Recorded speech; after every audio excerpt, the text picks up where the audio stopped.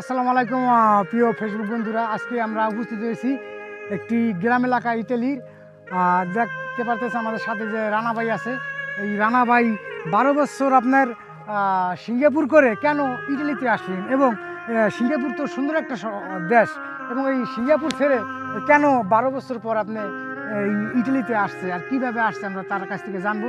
তার আগে বলি, আমি আছি বর্তমানে ইটালি ফ্লোরেন্স পন্তেসিবি একটা জায়গা আছে গ্রাম এলাকা, এই লাগারে তারা এখন বর্তমানে আছে। এখানে যে পাহাড়ের উপরে অনেক দেখতে পাচ্ছেন যে এখানে যে লাগার আছে, এখানে লাগার অর্থই হচ্ছে আপনার একটি ক্যাম্পগুলা।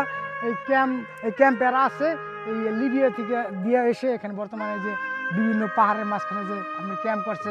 আসলে এখানে অনেক ফাঁকা জায়গা, গ্রাম এলাকা জায়গা, তারা এই জায়গায় থাকে, খুবই ভালো জায়গা, অনেক সুন্দর জায়গা। এলাকাটা দেখতে পাচ্ছেন আপনারা, এখানে চারিদিকে যে পাহাড় অনেক সুন্দর। আমার ব্যাকগ্রাউন্ডে যে দেখতে পাচ্ছেন পাহাড়, এই যে পাহাড়ের উপরেই তাদের ক্যাম্পগুলা, আর খুবই সুন্দর একটা পরিবেশ। আমি আসছি ঘুরতে, এদেরকে আমাদের এলাকার ভাই বেড়াদার, যাই হোক বন্ধু বান্ধব, হয়তো এখানে অনেকেই আমাদের বাংলাদেশের লোকজন। আমি দোয়া করি সবাই সফলতা হন এখান থেকে, আর সবাই কাগজ পান, সবাই কাজবাজ করেন।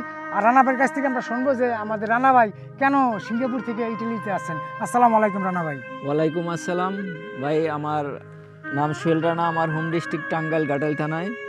আমি বর্তমানে ইটালি ফ্লোরেন্সে আছি।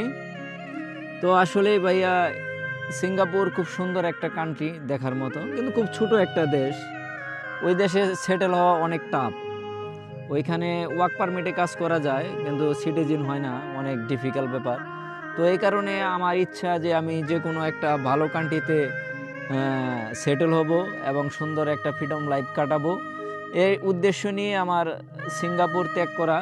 তবে সিঙ্গাপুর ভালো ছিলাম, অনেক ভালো ছিলাম, আলহামদুলিল্লাহ। তো তো আপনি বর্তমানে এখানে আইসা আপনি কাগজ পেয়েছেন এবং কাজ বাজ করেন, আপনি কি কতটুকু সফল হয়েছেন এখানে আইসা আর কি? হ্যাঁ, এইখানে এসে আমি রিসিভ হওয়ার পর, লিবিয়া থেকে রিসিভ হওয়ার পরে আমি ক্যাম্পে আছি।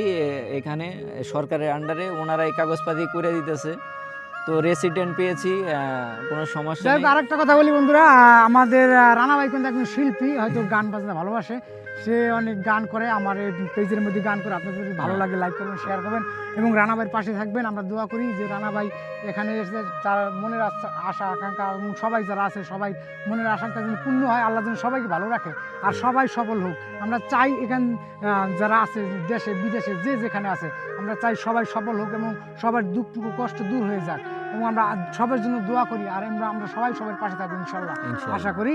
আমাদের রানা ভাই যে অসংখ্য ধন্যবাদ যে এখানে এই দেখতে পাচ্ছেন আমার ব্যাকগ্রাউন্ডে যে এখানে যে পাহাড়ের উপরেই তাদের বাসা, খুবই সুন্দর। সবাইকে অনেক অনেক ভালোবাসা রইল। ভালো থাকবেন সবাই। আসসালামু আলাইকুম রহমতুল্লাহি ওয়া বারাকাতুহু।